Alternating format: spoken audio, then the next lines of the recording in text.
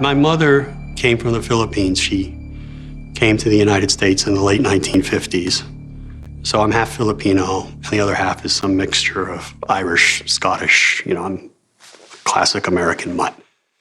I think of myself as an American, and I just assume people aren't racist. And I tend to forget that, well, some people are. And that's sort of the lesson with Trump is I just gave him the benefit of the doubt. These are people that if they don't like it here, they can leave. But what he said about those members of Congress, it brought back that memory of the one time I really remember, wow, there really are people like that here. I was with my mother when I was a teenager in a parking lot in Massachusetts when somebody said to her, "Go back to your country." Sorry. And I found that to be, and it came home to me then. This man is a racist. He is evil. The Democrat Party is now being led by 4 left-wing extremists who reject everything that we hold dear.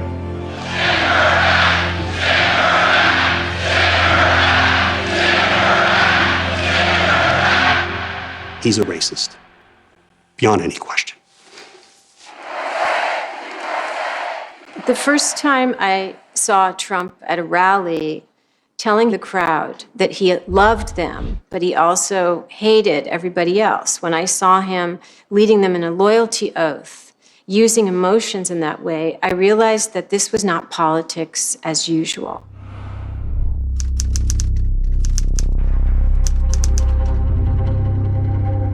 Raise your right hand, everybody. Do you swear that you're going to vote for Donald Trump tomorrow? Raise that hand. I love you. I love you. He had talked about being president for many, many years with his advisor of the time, Steve Bannon, who is a white nationalist and unabashed racist.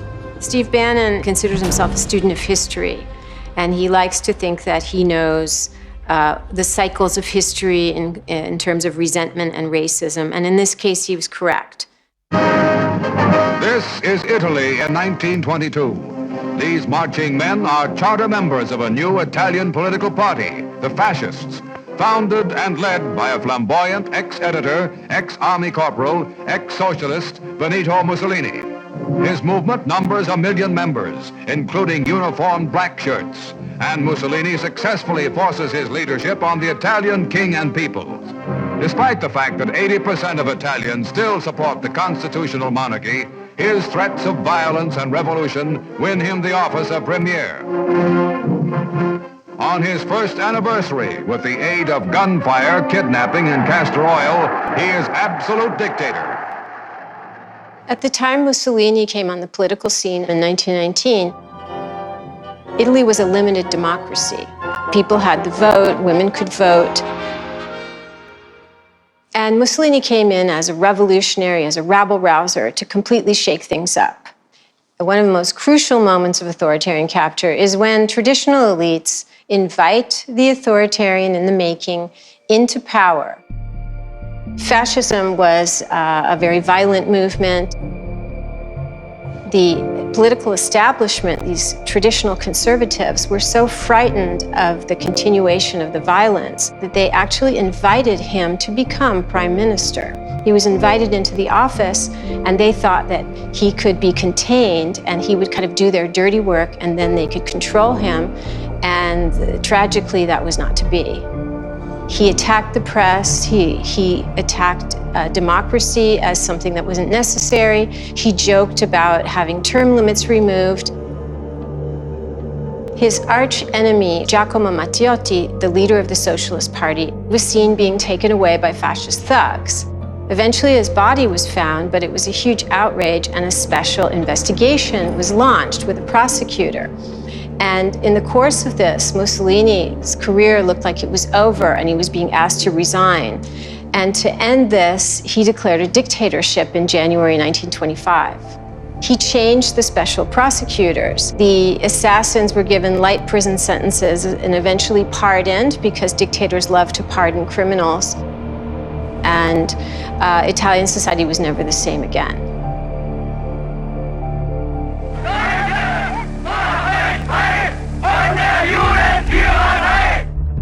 There are times in history when figures appear who are able to coalesce existing hatreds and anxieties that exist in a culture and form from them a movement through rallies, through propaganda, through promises to them. We will be ending the AIDS epidemic and curing childhood cancer. Only they know the truth. Only they can fix the problems. We are finally putting America first.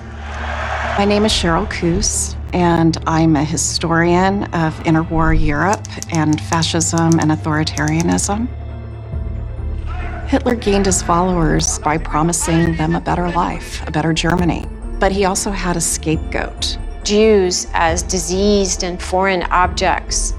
One of the most dangerous things about authoritarian leaders is that their particular personal quirks, their obsessions, their preoccupations often become state policy. And I think one of the manifestations of that we've seen in policy is the zero tolerance policy. Immigration is the fault in all of the problems that we're having. You look at what's happening in Europe, you look at what's happening in other places, we can't allow that to happen to the United States, not on my watch. The separating of children from parents. Think about the kind of mind that think, I know how we're going to restrict immigration. Let's take their children away. I mean, it's a cruel, almost cartoonishly evil kind of thing to do. Who's number one with Hispanics? Trump. It's a violation of human rights to take children away from their parents. To be so uncaring about the permanent effect on these children, and it is going to be permanent, is cruel and sadistic behavior. It's completely different from saying we need to have strong borders or we need to limit immigration or something like that.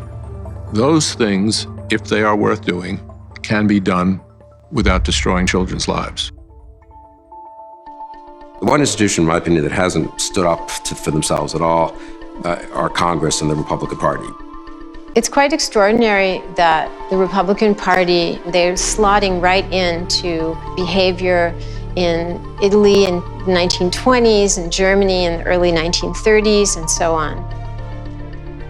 I want to know who's the person that gave the whistleblower, who's the person that gave the whistleblower the information? Because that's close to a spy. You know what we used to do in the old days when we were smart, right? The spies and treason.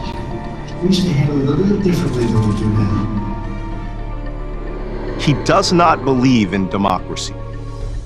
The way he rules in the White House shows that. It reminded me of something I read by Ivana Trump when he was married to her. And in their divorce proceedings, she had written that he liked reading Hitler's speeches. And Hitler's speeches would always build you up to this crescendo, right, of shouting and repeating things 3 times, because if you repeat something 3 times, it breaks through to the audience and it becomes a fact in their mind. And I want you all to know that we are fighting the fake news. It's fake, phony, fake.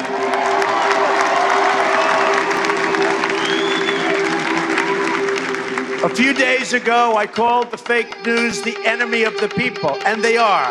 They are the enemy of the people.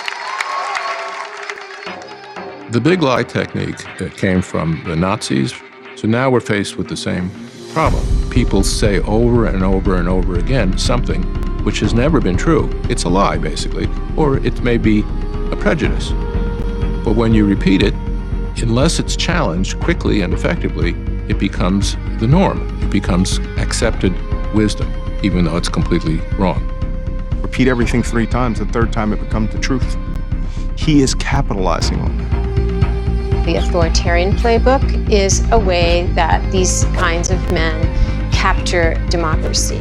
After they get power, they proceed to tame the judiciary, they attack the press, and the ultimate aim is to get people to believe that reality is what they say it is. The fake news, right? The fake news. They're not about the greater good and calling people to their better angels. They're about fostering a sense of victimization and fear, and how the nation could be purer and how the nation would be better without X, Y, and Z elements. Hail Trump!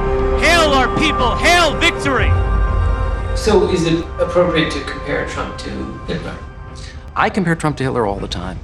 And it makes people angry, and I'm not going to stop doing it. And I'll tell you why I'm not going to stop doing it. Because my father was a great historian and student of Jewish history. And he used to say to me all the time, John, the meaning of history is in the Holocaust. We cannot be silent. It's not that he's as bad as Hitler, or that he's the equivalent of Hitler, but he has the same diagnosis as Hitler. He's in the same category, that it's a psychological type that can be more or less extreme, but they share these common characteristics. They're cut from the same cloth.